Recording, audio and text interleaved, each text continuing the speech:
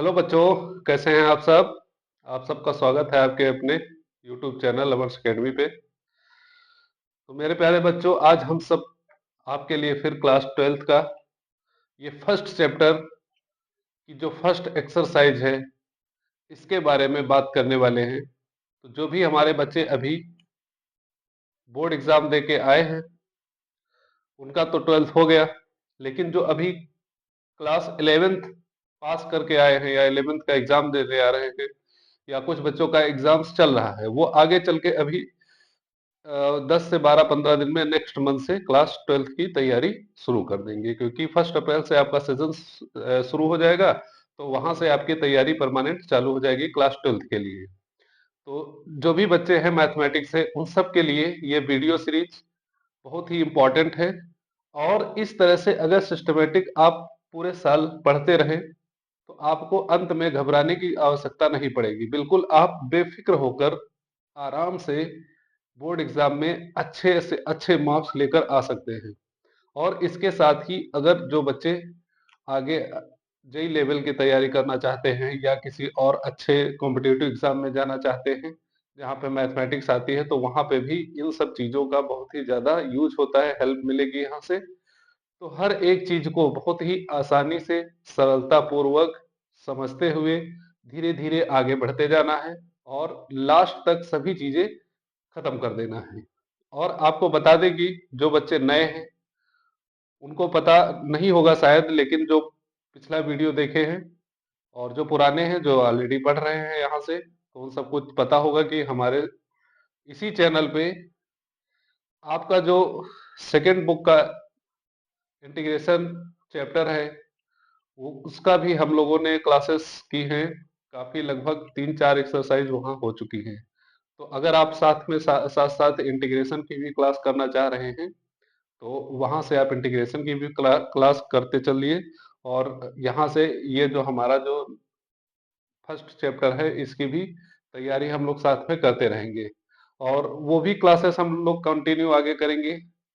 बीच बीच में जब भी मौका मिलता रहेगा वहां से भी क्लासेस कंटिन्यू रहेंगी और यहाँ भी क्लासेस कंटिन्यू रहेंगी, क्योंकि ये जीरो से शुरू हुआ है। बिल्कुल जो बच्चा अभी अभी क्लास 12th में कदम रखने जा रहा है उसके लिए इस तरह से पढ़ना मैथमेटिक्स को एकदम बहुत ही दमदार है, बहुत ही मजेदार है, बहुत ही इंटरेस्टिंग है। उसे लगेगा कि हाँ, कुछ मैथमेटिक्स में तो कुछ है ही नहीं। फर्स्ट चैप्टर ये सबको बहुत कठिन लगता है, लेकिन हम पहले से भी कहते आ रहे हैं कि ये बहुत आसान चैप्टर है, क्योंकि यहाँ पे ना कोई गुणा है, ना कोई भाग है, ना कोई कैलकुलेशन है, कुछ नहीं है। केवल कॉन्सेप्ट आपको याद रखना है, समझना है और क्वेश्चंस का आंसर आप लोग निकाल लेंगे आसानी से। तो हम लोगों ने पिछली क्लास में रिलेशन एंड फंक्शंस चैप्टर या जो संबंध एवं फलन चैप्टर है आपकी एनसीईआरटी 12th एनसीईआरटी का फर्स्ट चैप्टर, इसके बारे में कुछ बात की थी, कुछ एग्जांपल्स भी समझे थे। और टाइप्स ऑफ रिलेशन, संबंधों के प्रकार, इस पे हमने विस्तृत चर्चा की थी। उसी का थोड़ा सा रिवीजन करेंगे और रिवीजन करने के बाद हम लोग एक अच्छा सा आज का एग्जाम्पल समझेंगे। एग्जाम्पल के बाद और भी कुछ एग्जाम्पल समझेंगे, क्योंकि एग्जाम्पल समझ समझ के ही हमारा कॉन्सेप्ट पूरी तरह से क्लियर हो पाएगा। तभी हम जाके अपनी एक्सरसाइज के क्वेश्चंस को आसानी से कर सकते हैं। तो थोड़ा सा रिवीजन करने के तौर पे अगर हम आगे बढ़ते हैं तो देखते हैं कि रिलेशन के जो टाइप थे, सबसे ज्यादा इंपॉर्टेंट बच्चों आप लोगों को याद रखना है टाइप ऑफ रिलेशंस। कि रिलेशंस के कितने टाइप हैं। टाइप तो बहुत सारे होते हैं, लेकिन यहाँ पे जो हमें मुख्य 3 रिलेशन याद रखने हैं उनमें से पहला है स्वतुल्य। स्वतुल्य को हम लोग रिफ्लेक्सिव रिलेशन भी बोलते हैं। स्वतुल्य संबंध, इसमें क्या होता है, यदि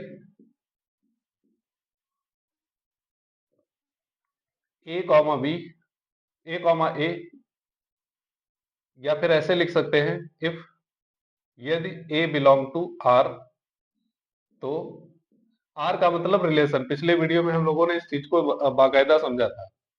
तो A comma A also belong in R. अगर कोई भी नंबर, कोई भी संख्या किसी समुच्चय आर में है तो ए कॉमा ए भी उसी समुच्चय में होना चाहिए। अगर ऐसा है तो ये संबंध क्या कहलाता है? स्वतुल्य संबंध कहलाता है।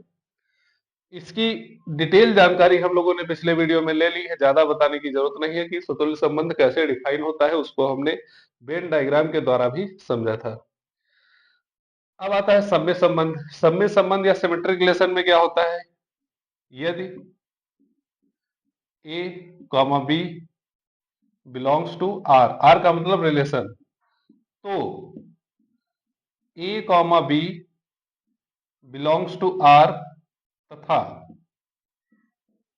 B comma A belong to are.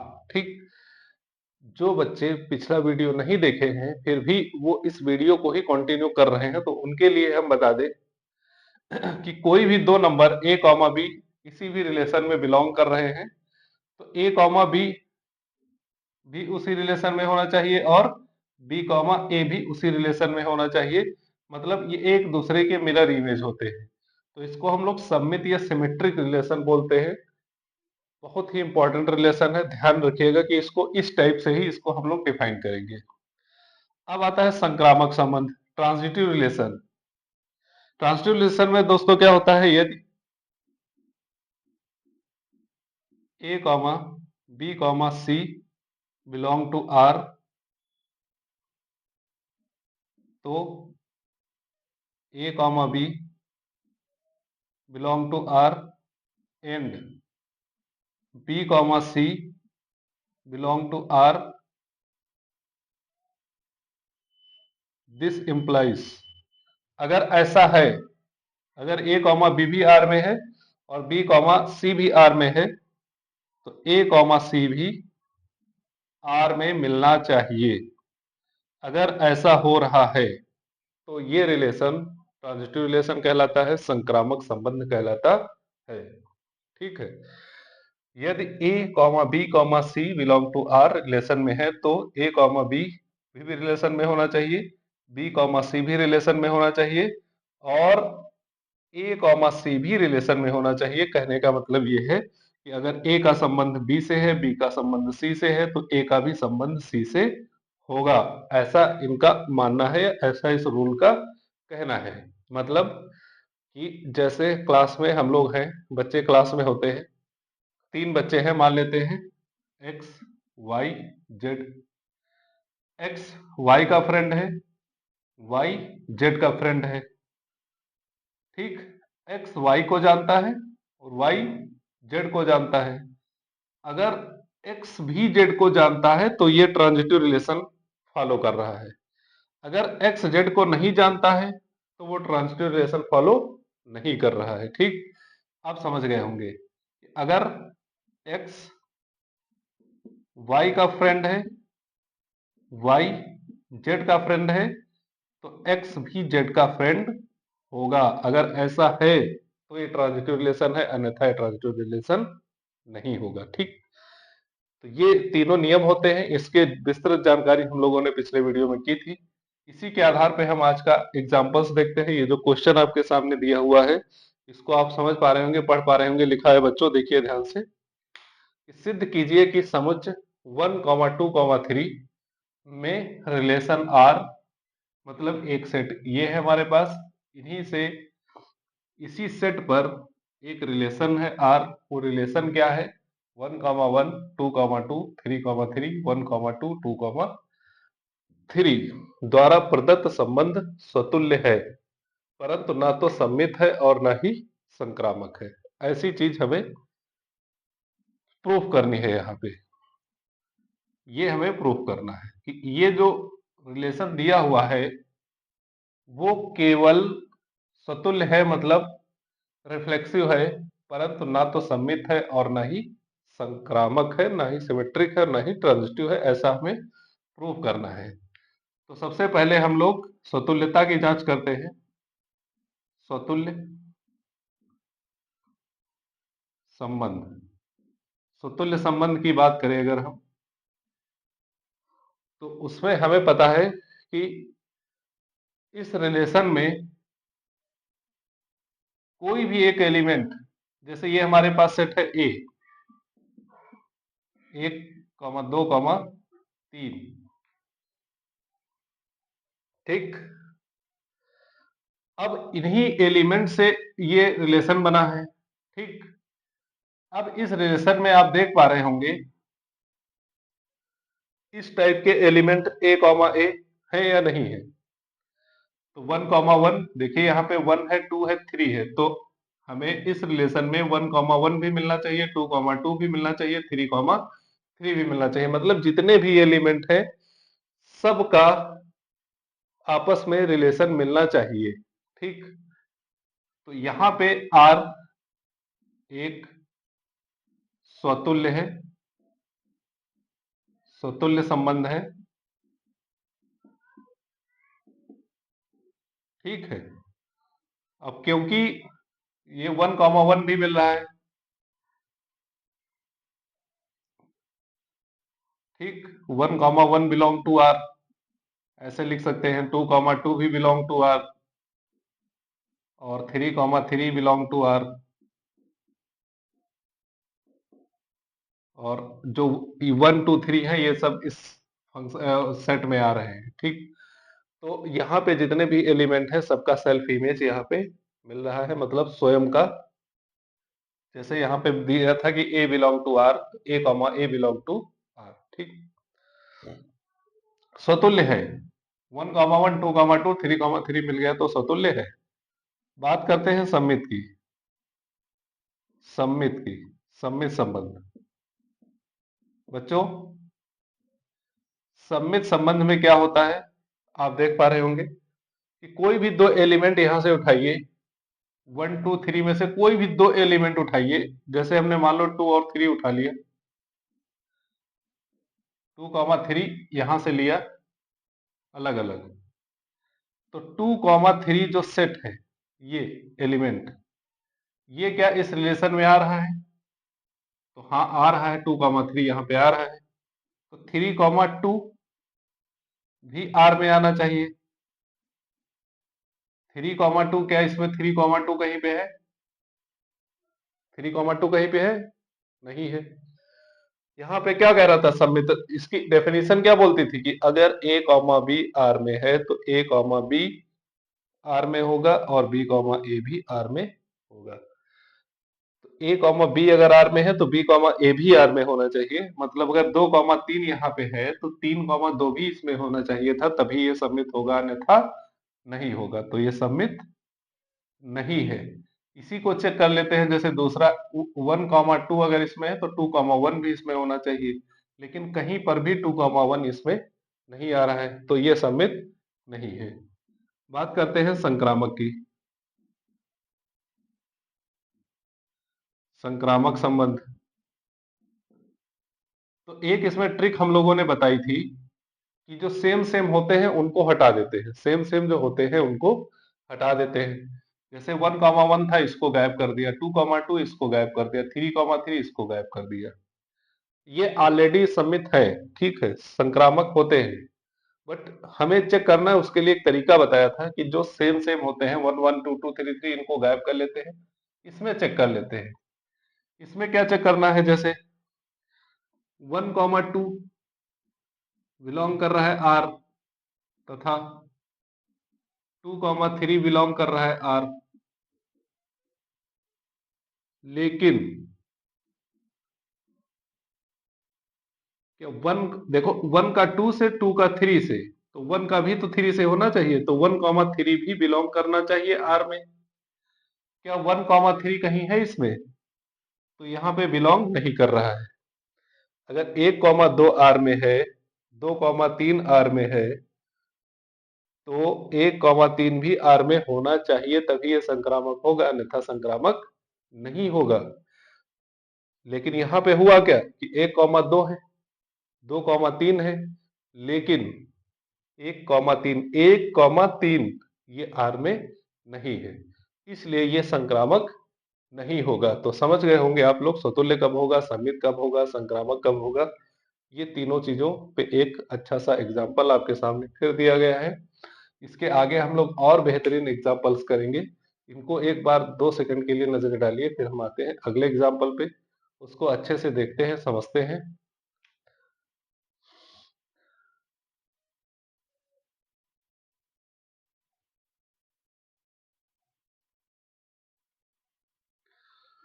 हाँ, तो बच्चों देखिए नेक्स्ट एग्जांपल हमारे सामने लिखा हुआ है। 2 एग्जांपल यहाँ हम आगे फिर डिस्कस करेंगे। तो इसमें से पहले ये एग्जांपल देखते हैं।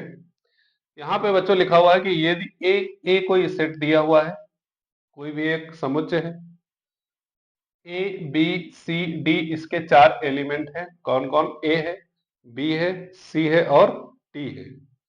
में एक संबंध, मतलब अब हम पिछले वीडियो में बताए थे कि जो सेट एक ए होता है इसका इसी के साथ संबंध यहाँ पे शो किया जाना है पूरी एक्सरसाइज में।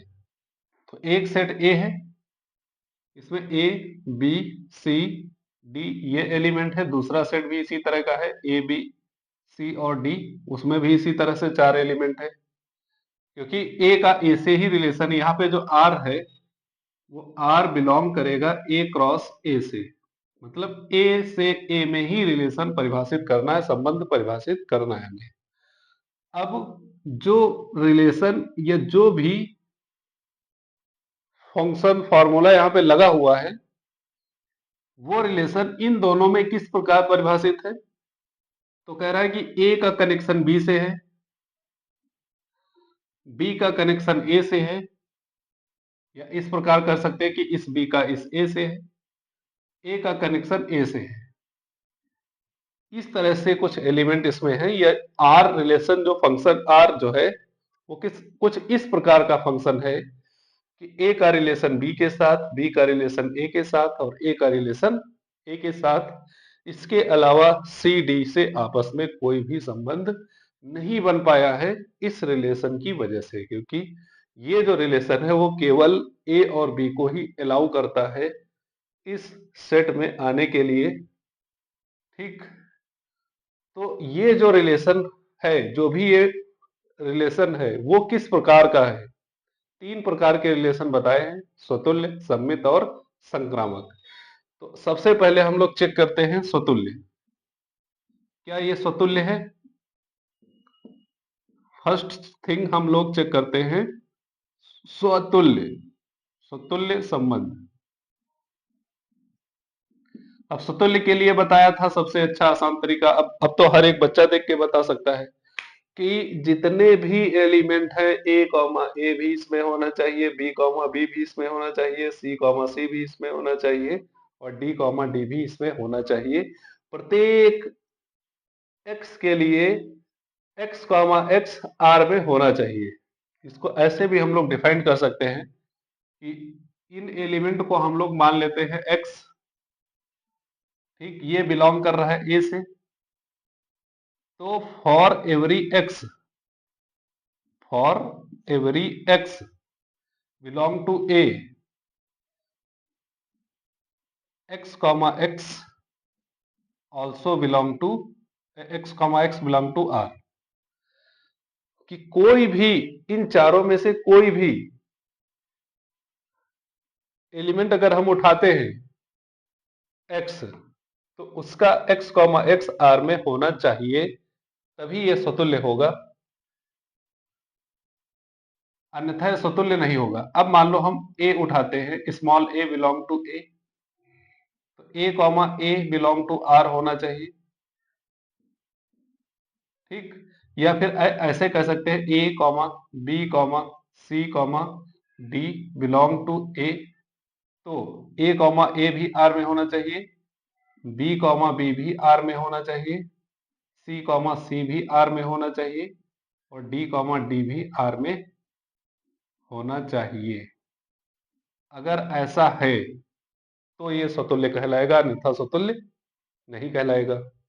तो यहाँ पे केवल ए कॉमा ए ही बिलोंग कर रहा है आर के अंदर, तो इसका अर्थ ये जो संबंध दिया था, जिस संबंध के तहत ये 3 एलिमेंट मिले हैं आर के अंदर, वो संबंध स्वतुल्य संबंध नहीं था, वो संबंध स्वतुल्य संबंध नहीं था। इसीलिए वहां पे B comma B C comma C D comma D इस संबंध में नहीं आ पाए हैं। दूसरा हम चेक करते हैं सममित का। सममित, अब जो भी एलिमेंट इसमें दिख रहे हैं क्या वो आपस में मिरर इमेज है? तो ए कॉमा बी, तो क्या बी कॉमा ए इसमें है। ए कॉमा ए का तो यही होता है ए कॉमा ए।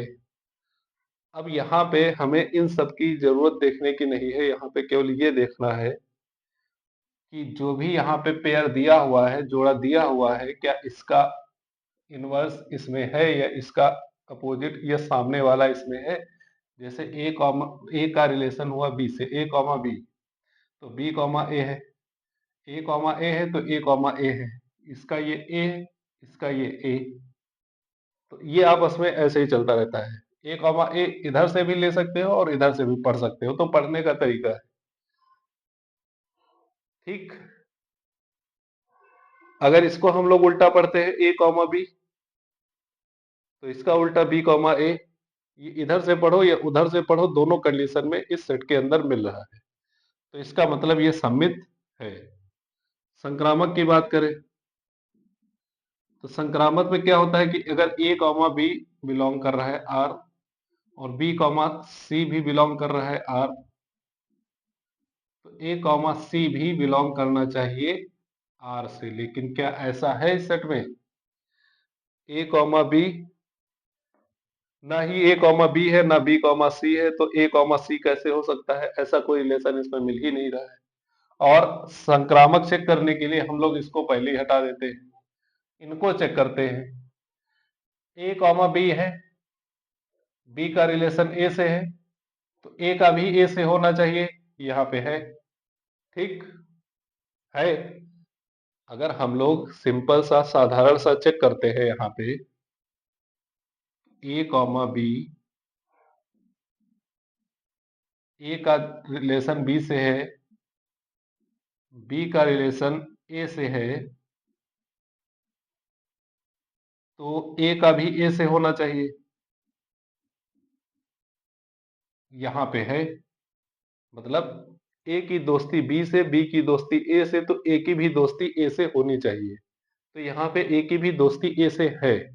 लेकिन अगर ए की दोस्ती बी से है, बी की दोस्ती ए से है, या फिर ऐसे इसको देखते हैं, बी का दोस्त ए, बी का दोस्त ए, ए का दोस्त बी, ए का दोस्त बी, इसको ऐसे लिख के देखते हैं, थोड़ा ध्यान से समझिएगा। हम ये बताना चाहते हैं बी का दोस्त ए, उल्टा पढ़ रहे हैं इसको, इसको ऐसे भी पढ़ सकते हैं, इसको ऐसे भी पढ़ना है। बी का दोस्त ए, फिर ए का दोस्त बी, ए का दोस्त बी, तो क्या बी का दोस्त बी है इसमें, क्या बी का दोस्त बी इसमें है, नहीं है, तो इसका मतलब ये संक्रामक भी नहीं होगा। हमें सारी संभावनाओं को चेक करते हुए चलना है, कोई भी चीज छूटनी नहीं चाहिए, तो इसका मतलब ये संक्रामक भी नहीं है, तो ऑप्शन नंबर सी इसका करेक्ट हो जाता है। केवल सम्मित है, सम्मित के लिए कंडीशन पूरी करता है, अन्यथा और किसी के लिए कोई भी कंडीशन पूरी नहीं कर रहा है। ठीक है, इतनी बात आप समझ रहे होंगे। अब आते हैं नेक्स्ट एग्जाम्पल, जो हमारा लेफ्ट साइड में लिखा हुआ है। बहुत ही बेहतरीन एग्जाम्पल्स है, आपके एनसीईआरटी बुक का है, बस आपको इसे समझना है।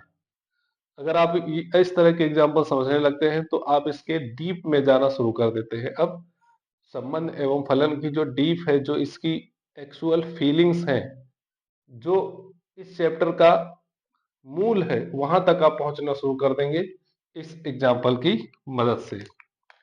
इसका सॉल्यूशन हम लोग करते हैं या प्रूफ करते हैं, हम लोग सिद्ध करना है।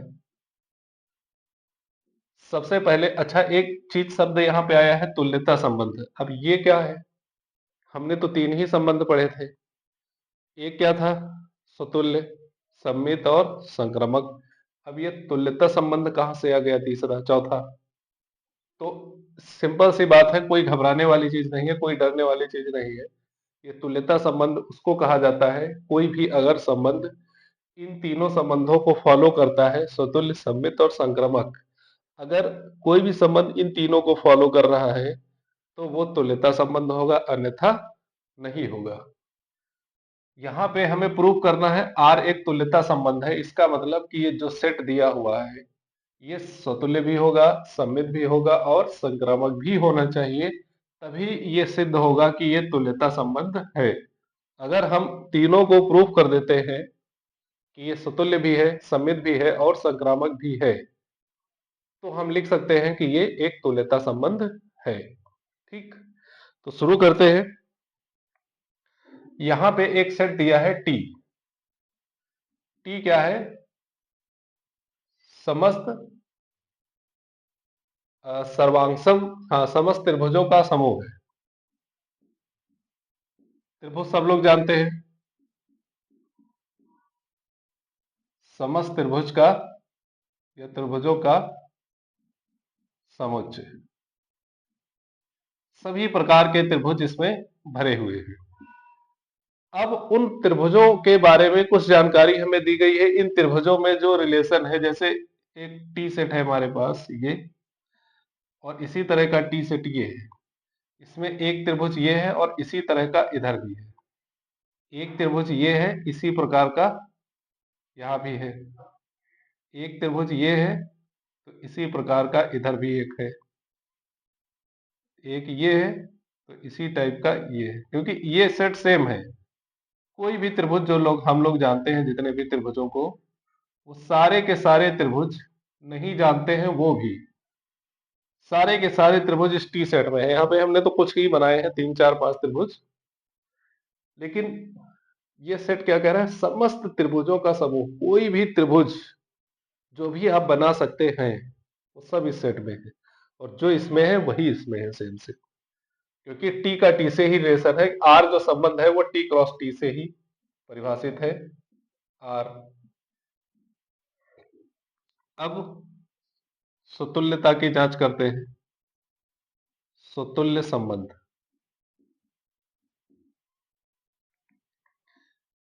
रिलेशन क्या दिया है, इसको ध्यान से हम लोग पहले समझ लेते हैं कि रिलेशन जो संबंध है वो है क्या।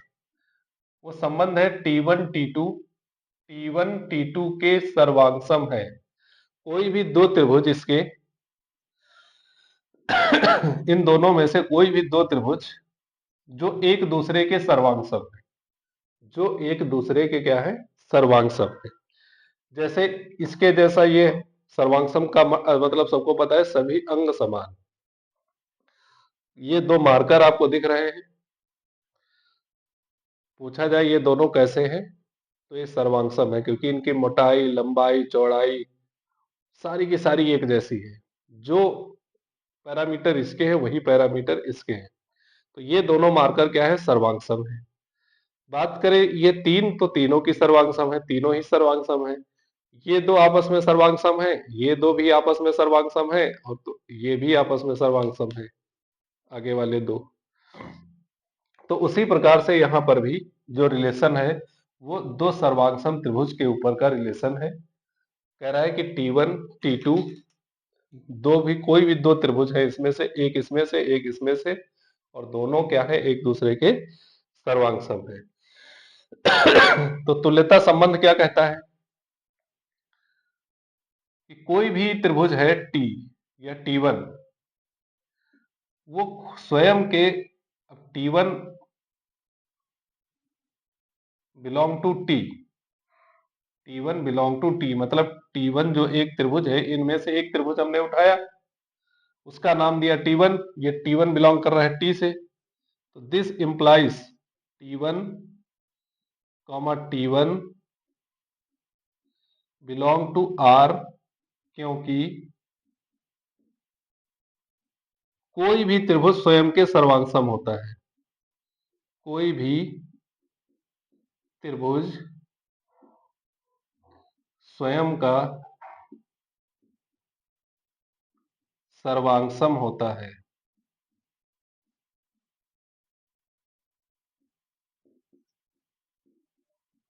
कोई भी, ये मार्कर आपको दिख रहा है, ये खुद के सर्वांग है कि नहीं है। अगर बात करें कि ये मार्कर स्वयं के सर्वांग है, मतलब इसी तरह का एक और इसके सामने रखा हो, क्या उसके सेम सेम होंगे कि नहीं होंगे? तो बिल्कुल होंगे। तो कोई भी एक त्रिभुज यहां से उठा लो, ये इसी के सर्वांग सम, ये इसी के सर्वांग सम होगा, ये भी इसी का सर्वांग सम होगा, ये इसका सर्वांग सम होगा, सब आपस में सर्वांग सम होंगे। सब के सब आपस में क्या होंगे, सर्वांग होंगे। तो इसलिए यह एक तुल्यता संबंध होगा। ये बात हम यहाँ पे लिख सकते हैं ऐसे कि T1 comma T1 belong to R, ये R में है, ऐसा है इसलिए क्योंकि कोई भी त्रिभुज स्वयं का सर्वांग सम होता है। ये तो रही पहली बात। और दूसरी बात हम जानते हैं कि सममित क्या होता है, सममित संबंध। यहाँ पे हम लोग सकते हैं T1 comma T2 belong to T, कोई भी दो त्रिभुज यहां से उठा लो, T1 और T2, T1 और T2। तो सममित क्या कहता है कि T1 T2 के सर्वांग सम है, T1 T2 के सर्वांग सम है।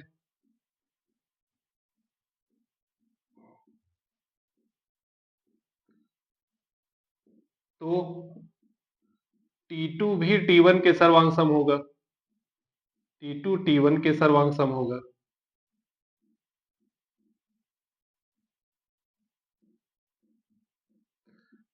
भाई एक बात बताइए आप, ये वाला मार्कर इसके सर्वांग है, कलर की बात नहीं कर रहे हैं, बाकी लंबाई चौड़ाई मोटाई की, ये मार्कर इसके सर्वांग है, तो क्या ये वाला इसके सर्वांग नहीं है?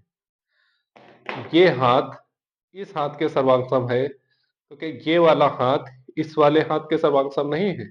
है। जो पैरामीटर इसके हैं, जो भी लंबाई चौड़ाई जैसी भी बनावट इसकी है, सेम उसी तरह की बनावट इसकी है। तो ये दोनों आपस में साइज में, कलर कलर की बात नहीं की जाती है, साइज शेप हर चीज दोनों की एक जैसी है, दोनों एक दूसरे के ऊपर सुपर इम्पोज हो सकते हैं ऐसे बिल्कुल बराबर। तो अगर ये इसके सर्वांग सम है तो ये भी इसके सर्वांग सम होता है, ऐसा आप फील कर सकते हैं अपने आप स्वयं से ही। तो कह सकते हैं कि T1 T2 के सर्वांग सम है तो T2 भी T1 के सर्वांग सम होगा। This implies T1 comma T2 belong to R। तो तथा तथा लिख सकते हैं T2 comma T1 also belong in R। अतः यहाँ पे R एक सममित संबंध होगा। तो R एक सममित संबंध है यहाँ पे, ठीक। तो दो संबंध मिल गए हमें, स्वतुल्य और सममित। अब बात करते हैं संक्रामक की। इधर देख लेते हैं संक्रामक संबंध, क्या इनमें संक्रामक संबंध होगा? तीसरा है संक्रामक।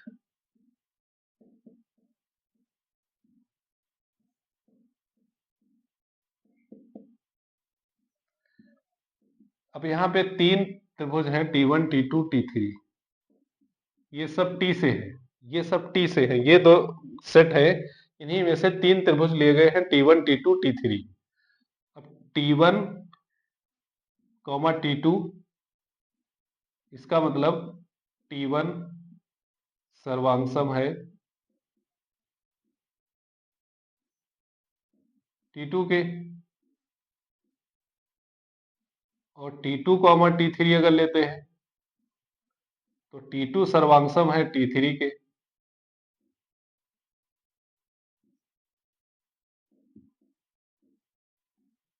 अब तीन मार्कर है हमारे पास, ठीक।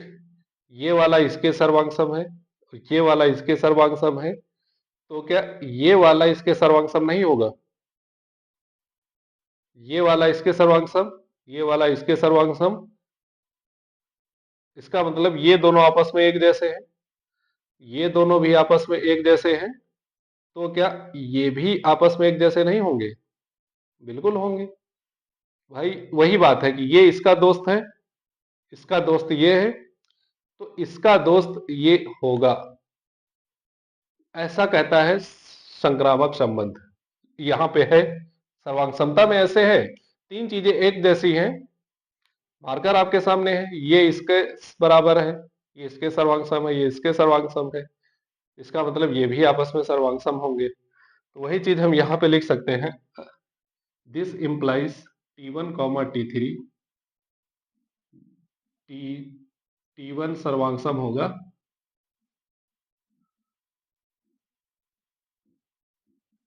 T3 के, ठीक है। मतलब T1 comma T2 belong to R तथा T2 comma T3 belong to R, this implies T1 comma T3 belong to R, ऐसा यहाँ पे है। तो तीनों संबंध यहाँ पे निकल के आ रहे हैं, सतुल्य भी, सममित भी और संक्रामक भी। इसका अर्थ ये हुआ कि ये जो संबंध R था वो एक तुल्यता संबंध है, क्योंकि ये तीनों संबंध को फॉलो कर रहा है, इसलिए R जो रिलेशन है वो एक तुल्यता संबंध है। बस तुल्यता क्या होता है इस बारे में की जानकारी आपको मिल गई। अभी आगे इस पे ही सबसे ज्यादा क्वेश्चन पूछा जाता है, कोई भी अगर क्वेश्चन आता है आपका इस चैप्टर से, सबसे ज्यादा तुल्यता संबंध से ही पूछते हैं। इसके बाद हम लोग कुछ एग्जाम्पल्स और करेंगे, फिर एक्सरसाइज पे आएंगे। इसको आप एक सेकंड के लिए देखिए, समझिए, फिर हम लोग मिलते हैं अगले क्वेश्चंस पे, अगले एग्जाम्पल्स पे। फटाफट देखिए इसको।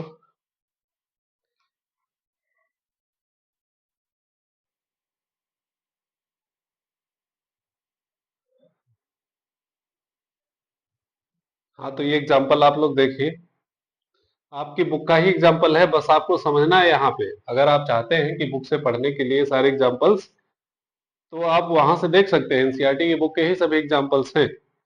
बस यहाँ पे आपको समझना है कि आखिर ये काम कैसे करता है। ये जो हम लोग पढ़े हैं रिलेशन वगैरह, ये सब हम लोग अप्लाई कैसे कर सकते हैं।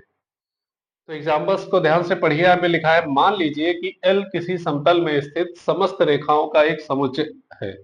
L एक सेट है, कोई भी समतल में स्थित सभी रेखाएं, कैसी भी रेखा हो,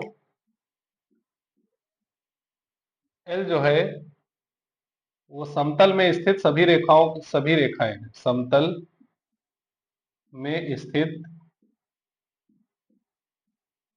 रेखाएं। अब बहुत प्रकार की रेखा, वैसे तो एक ही प्रकार की होती है, लेकिन समतल में तो असंख्य रेखाओं खींची जा सकती हैं। कोई भी प्लेन है, जैसे व्हाइट बोर्ड हमारा प्लेन है, इसमें कई सारी रेखाएं हम लोग खींच सकते हैं कहीं पर भी। ये सब है तो रेखाएं ही, हजारों करोड़ों अनंत रेखाएं खींची जा सकती हैं। लेकिन जो रिलेशन हमारा है, वो रिलेशन आर क्या कहता है कि जो दो रेखाएं हैं, एक L1 और एक L2, उन दोनों रेखाओं में खासियत ये है कि L1 L2 पर लंब है। ये एक कंडीशन लग गई कि हमें केवल वही दो रेखाएं चाहिए जो आपस में क्या हो, लंबवत हो, आपस में क्या हो, लंबवत हो। तो ये रिलेशन जो दिया गया है, इस रिलेशन को हमें प्रूव करना है कि आर जो रिलेशन है वो एक सममित है, किंतु ये स्वतुल्य और संक्रामक नहीं है। तो कैसे ये स्वतुल्य और संक्रामक नहीं है, किस प्रकार से ये सममित है, इसकी चर्चा हम लोग करेंगे, ठीक है। तो सबसे पहले हम बात करते हैं स्वतुल्य की। क्या ये स्वतुल्य होगा या नहीं होगा, क्यों नहीं होगा, इस बारे में हम लोग बात करें। स्वतुल्य संबंध। अब एक बात बताइए आप लोग, कोई रेखा एक है L1, रेखा L1, इस समुच्चय से कोई एक रेखा ले ली गई, L1 बिलोंग टू L। तो क्या ये रेखा L1 इस कंडीशन को फॉलो करती है? कंडीशन क्या है कि L1 L2 पर लंब है। अगर L1 एक ही रेखा की बात करें तो दो, तो कहने का मतलब ये हो जाएगा कि L1 पर लंब है, क्योंकि यहाँ पे सेम रेखा स्वयं की बात की जा रही है। क्योंकि समतुल्य में क्या होता है, स्वयं की तुलना स्वयं से। तो L1 की तुलना L1 से ही करना है, हमें L1 का साथ L1 से ही कराना है। तो हमें यहाँ पे लिखना पड़ेगा कि L1 L1 पर लंब है। अब एक रेखा ये आपके सामने बनी है L1, दूसरी रेखा भी यही है। क्या ये रेखा स्वयं पे लंब हो सकती है? कोई भी रेखा क्या स्वयं पे लंब होगी? नहीं। कोई अगर दूसरी रेखा एक होती तो उसके लंब हो सकती थी, लेकिन स्वयं के समांतर तो हो सकती है, लेकिन लंबवत नहीं हो सकती है। तो इसीलिए ये संबंध स्वतुल्य नहीं माना गया है। तो यहाँ पे लिख सकते हैं कि रेखा L1 belong to L but L1 comma L1 does not belong to R। कोई भी रेखा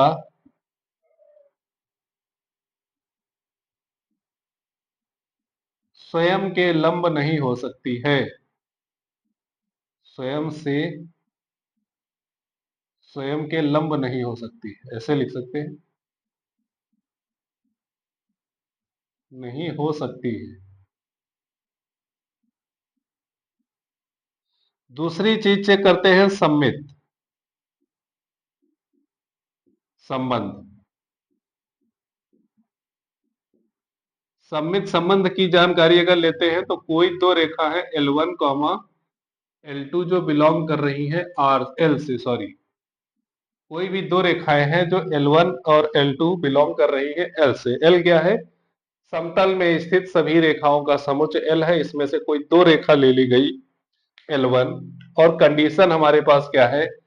L1 L2 पर लंब है। L1 L2 पर L1 L2 पर लंब है, तो L2 L1 पर लंब होनी चाहिए। सरल लैंग्वेज में लिखवा रहे हैं हम लोग, बता रहे हैं आपको, जिससे आपको आसानी से समझ में आ सके। तरीका कुछ भी हो सकता है, बस चीजें आपकी समझ में आना चाहिए। समित में क्या होता है? समित में ये होता है कि अगर A कॉमा B बिलोंग कर रहा है तो B कॉमा A भी होना चाहिए। मतलब A अगर B पे लंब है तो B भी A पे लंब होगा, या A B का भाई है तो B A का भाई होगा। A B की बहन है तो B A की बहन होगी। A B का दोस्त है तो B A का दोस्त होगा। ये इसके सर्वांग सम है तो ये इसके सर्वांग, इसके ये सर्वांग सम है तो इसके ये सर्वांग सम होगा। वही चीजें हैं। तो क्या ये कंडीशन दो रेखाओं पे फॉलो करती है? तो इसके बारे में हम लोग बात कर लेते हैं।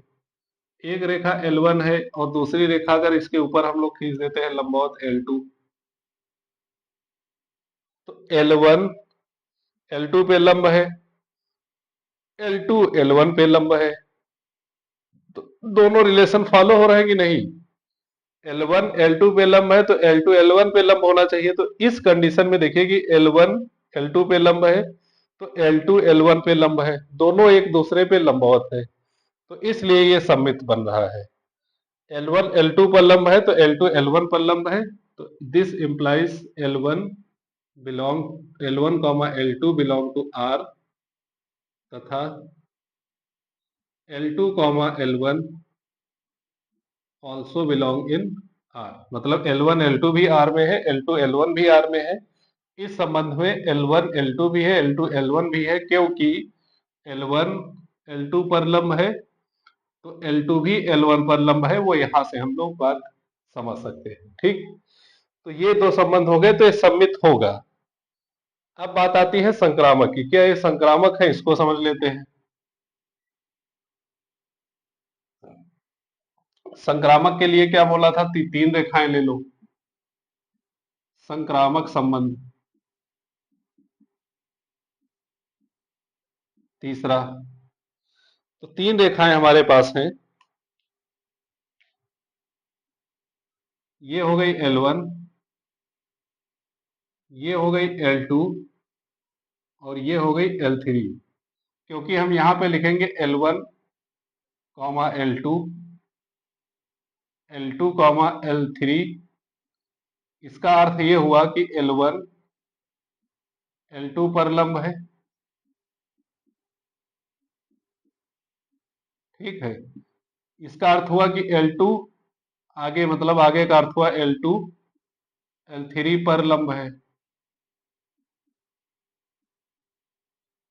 तो क्या L1 L3 पर लंब होगा? जैसे L1 L2 पर लंब है, L2 L3 पे लंब है, क्या L1 L3 पे लंब है? क्या ऐसा हो सकता है? तो ऐसा हम इस चित्र में समझ सकते हैं, ये हमने जो बनाया है कि L1 पर L2 लंब है। ठीक, L1 पर L2 लंब है,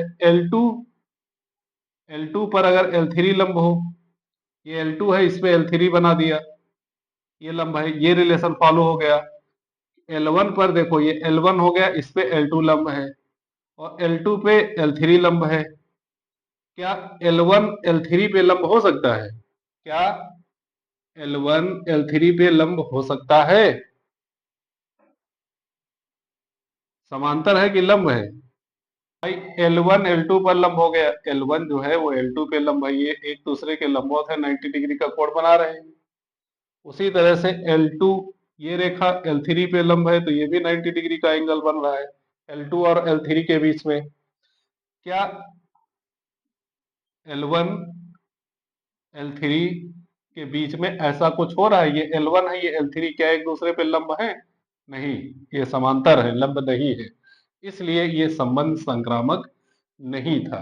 तो ऐसे हम इस चीज को प्रूव कर सकते हैं कि कोई भी रिलेशन कब स्वतुल्य है, कब सममित है और कब संक्रामक है। अगर कोई भी रिलेशन स्वतुल्य भी होता है, सममित भी होता है और संक्रामक होता है तो उसको हम लोग तुल्यता संबंध कहते हैं। इस चीज के बारे में हम लोग और डिटेल में पढ़ेंगे अपनी एक्सरसाइज में।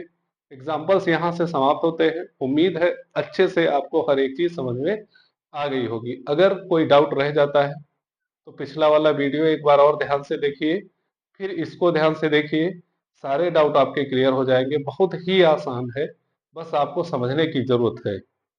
इसके बाद हम लोग एक्सरसाइज के क्वेश्चंस करेंगे, जितने भी क्वेश्चन दिए हैं सारे के सारे हल करेंगे, अच्छे से हल करेंगे और बेहतरीन तरीके से। तो हम लोग मिलते हैं बच्चों अगले वीडियो में।